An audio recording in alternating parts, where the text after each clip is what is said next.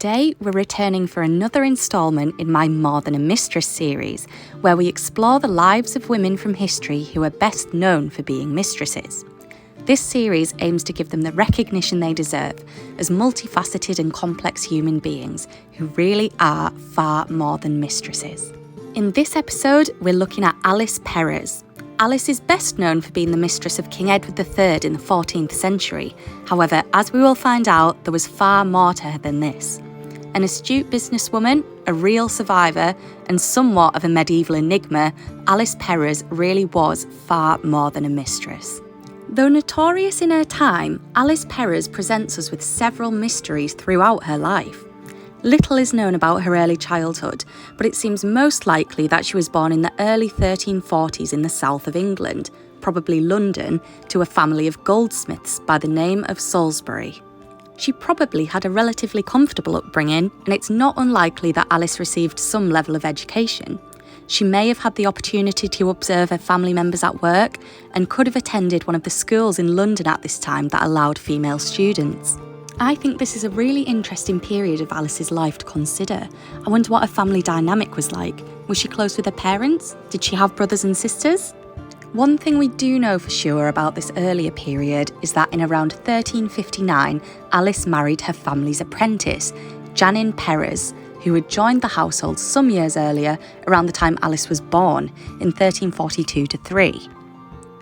Interestingly, given later events, a writ was issued to Janin in 1359 by Edward III, giving Janin and his workers protection in England. In it, the king refers to him as our beloved Janin Perrer, our jeweller. As such, it's clear that Alice's husband was providing services to the royal household at this point. The couple was set for a successful marriage and a life of affluence. Records state that 3 yards of scarlet cloth, along with an additional 3 yards of red cloth, were purchased to make a cloak for Janin in June 1360, as well as 3 yards of black cloth for making hose and another 3 yards of mixed cloth. The marriage was to be short-lived though. Janin would die only a few years later, at some point between May 1361 and May 1362.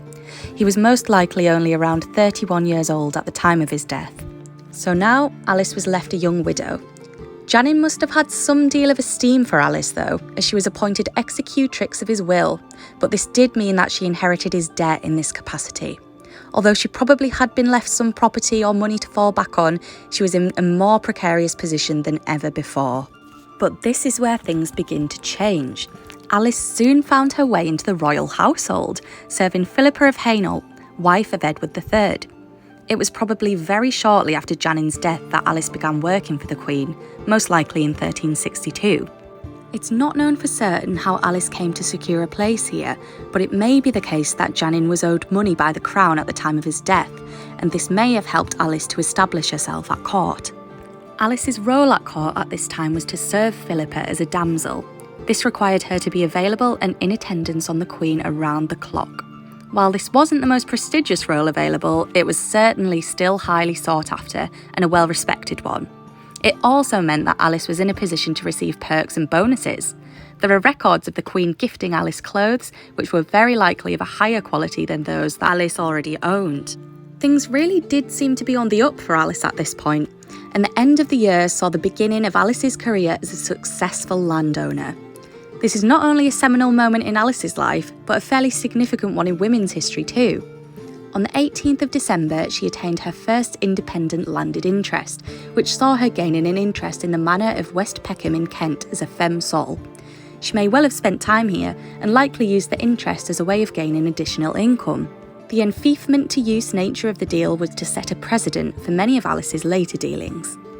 Things continued to go well for Alice. From what we know of her, she appears to have been a lively and charismatic young woman who probably enjoyed the cultural melee and festivities associated with court life. She will have had the opportunity to enjoy feasting and tournaments, as well as the literary scholars and musicians welcomed at court. She travelled with the royal court too, on progress through the Midlands in the summer of 1363, and she'll have surely enjoyed the feasting held at Nottingham Castle on the 8th of September. Alice will also have become better acquainted with other members of the royal family throughout this time. The Queen's youngest son, Thomas of Woodstock, was still a young boy when Alice came to court, and so she will have certainly known him. It's also likely that she'll have become acquainted with John of Gaunt and his wife Blanche, who spent time at court during this period too. Alice is of course best known as a mistress of Edward III though, so where does this association begin? Well, Edward and Philippa's households had merged in 1360, and it wasn't long before Alice became acquainted with the king, though the first record of an association between the two doesn't appear until the 9th of December 1364. This comes in the form of a document that records a man by the name of Richard Lyons being ordered to keep the peace with Alice de Perez and not to interfere with her going where she wished on the king's business and on her own. This certainly points towards a relationship between Alice and Edward having been established by this point, with some scholars such as Gemma Holman positing that Alice may well have been pregnant with the king's child too. The exact dates of birth of Alice's children are unknown, but it's generally accepted that the first baby was a boy, named John de Southery, likely because he was born in Surrey, away from court. Alice continued to make successful business deals associated with property and landholding, amassing a deal of wealth in a relatively short time. Before long, she was back at court serving the Queen, who was by now in a deteriorating state of health. On the 20th of October 1366, she received a grant for life for long service to Queen Philippa of 2 tons of Gascon wine yearly in London. She also received gifts from Edward, including further landholdings as well as a lucrative wardship of the 10-year-old heir of the knight Robert Tiliel. Alice was then able to capitalise on this increased wealth by providing loans to members of the court. Beyond her relationship with Edward, Alice really was making moves to improve her life, both materially and socially. It seems possible that Alice's second child, a girl probably named Joan, was born around this time too. Some historians have posited that it was at this point that the Queen requested Alice's removal from her household, though this is far from confirmed, and the fact that Alice was issued with a robe to attend the Queen's funeral in 1369 seems to refute this claim. Whatever the case, Alice continued to gather wealth and lands, as well as valuable gifts from Edward, and it may have been in 1368 when she gave birth to her third child with the king, another daughter, probably named Jane. Huge change came to the royal household shortly after this too. In 1369, Philippa succumbed to illness and died.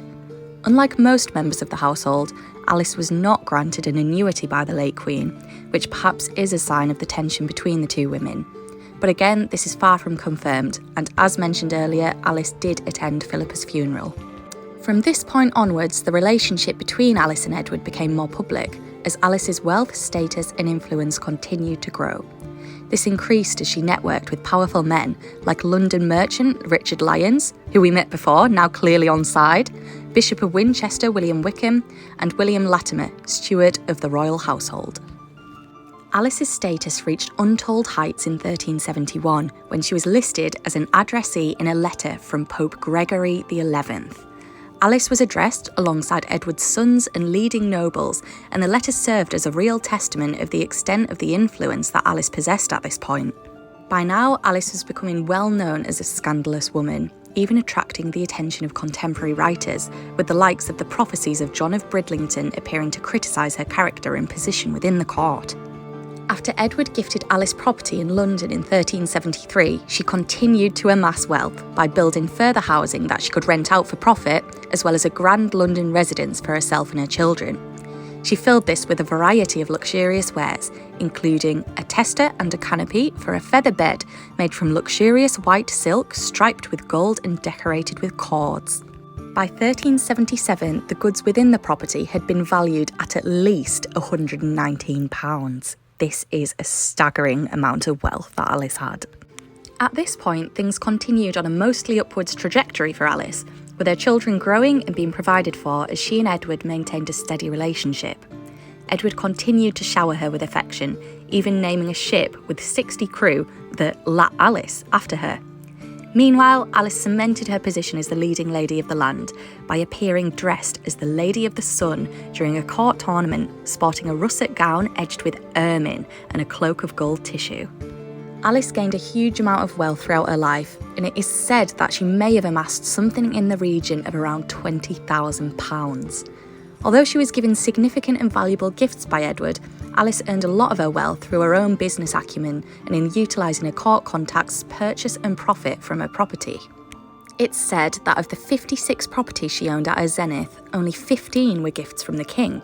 And interestingly, in the late 1370s, Alice is also noted as having owned religious books written in English.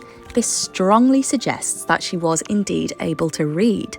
Although this is such a tiny snippet of information, I think it is absolutely incredible what an insight into the mind and life of this lady.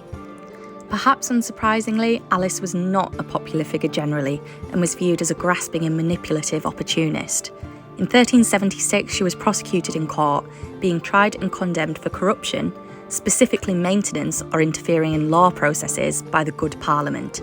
She was banished from court in Edward's presence. Despite this, Alice was later recalled to court by John of Gaunt to comfort the ailing Edward and managed to regain some of her former status, having been issued with a general pardon around this time. Upon Edward's rallying, Alice was also entirely restored to her first estate by MPs, and before long she was back to her old self, taking an interest in council meetings and spending most of her time with Edward. Alice would go on to see her son marry into the prestigious Percy family in 1377, and she would also see him become knighted.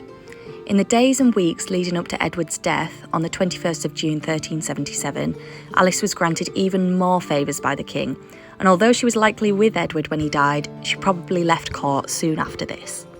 Of course, Alice's position now became incredibly precarious. After Edward's death, she was once again prosecuted by Parliament. However, she denied any wrongdoing, calling upon witnesses who would mostly betray her. Unfortunately for Alice, she was found guilty and was as such subject to full forfeiture of her goods as well as banishment from the realm. It also appears that at some point, likely between summer 1377 and that November, Alice contracted a secret marriage with a knight, William Windsor. William would prove a decent ally to Alice. She was in fact issued with another pardon, and it was decreed that she was allowed to remain with her husband, William. 1380 saw William acquire almost all the lands that had been confiscated from Alice, which may have been some balm to the fact that Alice's son's marriage to Mary Percy had been annulled that January. Alice and William remained married until his death in 1384. However, the union was characterised by frequent long absences on William's part as Royal Lieutenant in Ireland. 1384 was also probably the year that Alice's son, John, died. It was likely when he was abroad on military campaign. Whilst William's will left logistical problems for Alice, she did gain a small victory in being once more declared a lawful citizen of the crown upon her petition to Richard II. After William's death, Alice is largely absent from the historical record. She was around 60 years old in 1400, and her health may have been failing. On the 15th of August that year, she made her will, requesting that she be buried in the parish church of Upminster, St Lawrence, before the altar of the Virgin Mary. Interestingly, a seal belonging to Alice, dated to around 1374, shows a depiction of the Virgin Mary and child, whilst a tabernacle seized from her in 1377 also showed an image of the Virgin. I wonder if Alice felt a special affinity to the Virgin Mary, or if she often prayed to her. These indications would certainly suggest this. Alice instructed that on the day of her burial, 10 marks were to be distributed to the poor, with another 20 shillings going to the parish poor generally. Usefully, she also left 40 shillings for road repairs in the town. Her servants, Thomas, Richard, Janin, interestingly, and Alice, all received money from her too. The precise date of Alice's death is unknown, though her will was proven in February 1401, suggesting that she may have died late in 1400 or early in 1401. Whilst contemporary chronicler Thomas Walsingham described Alice as a shameless, impudent harlot, the daughter of a Thatcher, Alice's legacy also lives on in more positive depictions. It has been speculated that Alice served as a muse for Chaucer's Wife of Bath in the Canterbury Tales, as well as Langland's Lady Mead in Piers Plowman. Whatever may have been thought about Alice during her life, I think it is very clear that she was far more than a mistress. Alice used her own resourcefulness and clear intelligence to further her ambitions, increasing her wealth and solidifying her position where she was able to, through her business acumen and court connections. Although Alice's life was turbulent, with soaring highs and devastating lows, it seems obvious to me that she was a real survivor, often triumphing against seemingly impossible odds. I hope you've enjoyed learning about Alice as much as I enjoyed researching her. If you would like to read more about Alice and Philippa of Hainault, I would thoroughly recommend Gemma Holman's book, The Queen and the Mistress, The Women of Edward III. This was gifted to me by the History Press and it's an absolutely fantastic read. The research is impeccable and Gemma's writing is absolutely brilliant too.